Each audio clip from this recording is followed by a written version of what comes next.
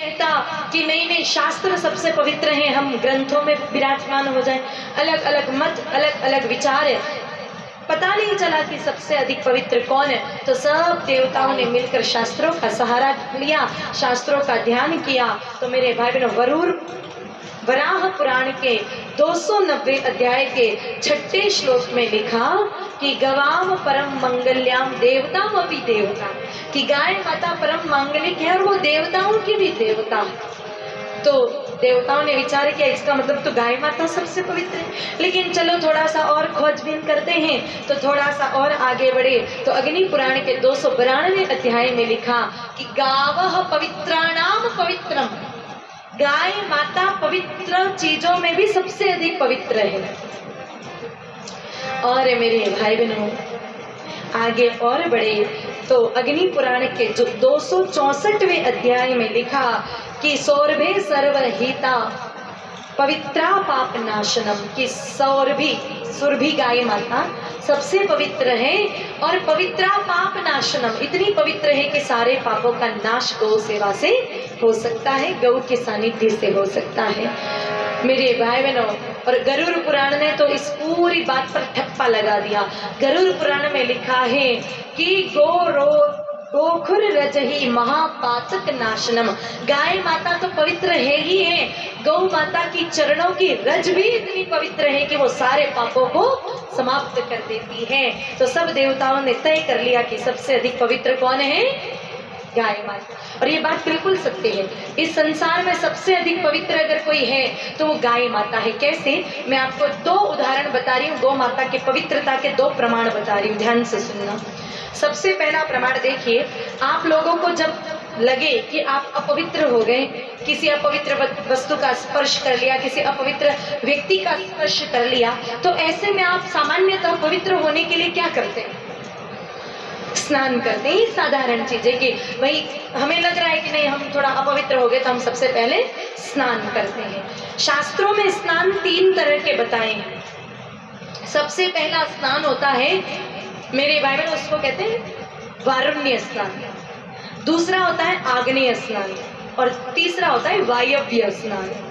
वारुण्य स्नान जो बिल्कुल सामान्य आप और हम रोज करते हैं, जल से जो स्नान होता है, जल के माध्यम से हम जो पवित्र होते हैं, वो होता है वारुण्य स्नान। दूसरा क्या है? आग्नेय स्नान। आग्नेय स्नान का मतलब होता है अग्नि में कूदना नहीं है, हाँ वो तो रानी पद्मिनी जैसी कुछ महान नारियां ही कर सकती हैं। आग्नेय स्नान का अर्थ होता है कि किसी दिन आपको जल नहीं मिल रहा है, लेकिन आपको लग रहा है आप अपवित्र हो गए और पवित्र होना जरूरी है, तो आप गाय माता के गोबर के कंडे लीजिए, उन कंडों को जला दीजिए, उसकी भस्म बना दीजिए और वो भस्म अपने 8 अंगों पर आप लगा दीजिए। आपको जल से स्नान की आवश्यकता नहीं पड़ेगी, आप भस्म स्पर्श से ही पवित्र हो जाएंगे, आपको फिर अन्य जल की आवश्यकता ही नहीं पड़ेगी। और तीसरा सबसे पवित्र स्नान बताया है, उसका नाम है वायव्य स्नान। मेरे भाई बहनों, गरुड़ पुराण के ही 18वें अध्याय के 14वें श्लोक में लिखा है कि गवाम ही रजसाम प्रोक्तम वायव्य स्नान उत्तमम। वायव्य स्नान किसको कहते हैं? आपको कोई अनुष्ठान करना है, पूजा करनी है, पाठ करना है, आपको जल नहीं मिल रहा है, आपको उस स्थान पर हो सकता है कि भस्म भी नहीं मिल रही है, तो हम कैसे स्नान करें? तो आपको कहीं गाय माता दिखे, उन देसी गौ माता के, भारतीय वेद लक्षणा गाय माता के, जहाँ गौ माता आगे आगे चल रही हैं, आप थोड़ा 10-15 कदम उनके पीछे पीछे चलना प्रारंभ कर दो। गाय माता के चरणों की रज जब उड़ के आपके शरीर पर गिरेगी, आप सीधा पूजा पाठ अनुष्ठान कर दे सकते हैं, आपको कोई स्नान की आवश्यकता उस समय नहीं पड़ेगी। ये गरुड़ पुराण के 18वें अध्याय का 14वां श्लोक कहता है। तो विचार करो, जिनके चरणों की रज इतनी पवित्र है कि मनुष्य को पवित्र कर दे, वो गाय माता स्वयं कितनी पवित्र होंगी। और अगर ये भी बात समझ में ना आवे तो मैं आपको बिल्कुल एक सटीक प्रमाण और बता दूं। अभी आप यहाँ पर विराजमान हैं, अचानक आपके मन में भाव आए कि चलो आज से श्रावण मास प्रारंभ हो गया है, 7 दिन कथा भी हमने सुन ली, अब श्रावण आ गया है तो चलो हरिद्वार जाकर के थोड़ा गंगा मैया में डुबकी लगा के आ जाएं। तो आप खरगोन से ट्रेन पकड़ते हैं और आप दूसरे दिन पहुंच जाते हैं हरिद्वार। हरिद्वार जाकर आप गंगा मैया में डुबकी लगाते हैं और फिर हर हर गंगे जय जय गंगे करके गंगा मैया का पूजन अर्चन करते हैं और फिर आप गंगा जल का आचमन करते हैं। गंगा मैया पवित्र है, पूजा करो, पाठ करो, श्री जी बाबा की सेवा करो, तब भी आप गंगा जल का इस्तेमाल करते हैं कि नहीं करते? तो परम पवित्र है गंगा जल, आप उस पवित्र गंगा जल को पिए। देखिए हमारे शरीर की गति क्या है, आप अगर पवित्र गंगा जल पीते हैं, वो गंगा जल हमारे शरीर में 2, 4, 5 घंटे रहता है। उसके बाद वो पवित्र गंगा जल भी 2 रूपों में हमारे शरीर से बाहर निकलेगा, या तो अपवित्र मूत्र बनकर या फिर अपवित्र पसीना बनकर के, बाकी कोई तीसरी गति नहीं है। मतलब हमने पवित्र गंगा जल को भी अपवित्र बना दिया।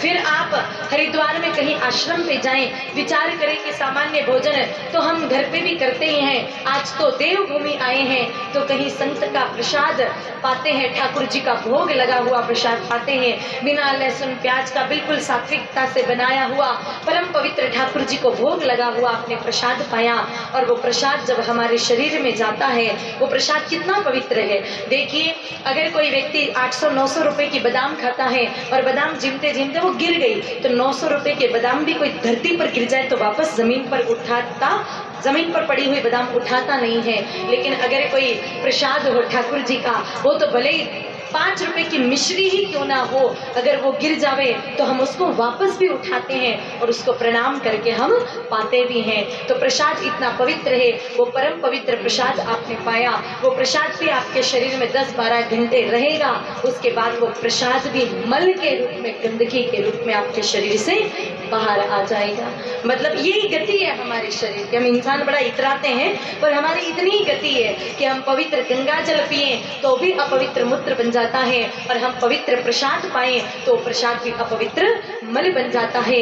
लेकिन दृष्टि डाले थोड़ी गाय माता पर, गाय माता कभी खड्डे में भैंस का, कुत्तों का मुंह लगा हुआ पानी पी लेती हैं, और अच्छी घास न मिले तो कभी इधर उधर पड़ी हुई कचरा, प्लास्टिक की थैलियां सब कुछ खा लेती हैं। लेकिन गाय माता के तन की पवित्रता देखना मेरे भाई बहनों, गाय माता गंदा पानी भी पीती हैं, उनके शरीर से वो गंदा जल जब निकलता है तो वो किसी गंदगी के रूप में नहीं, बल्कि परम पवित्र गोमूत्र के रूप में बाहर आता है। उस गोमूत्र का इस्तेमाल करते हैं भगवान को पवित्र करने के लिए।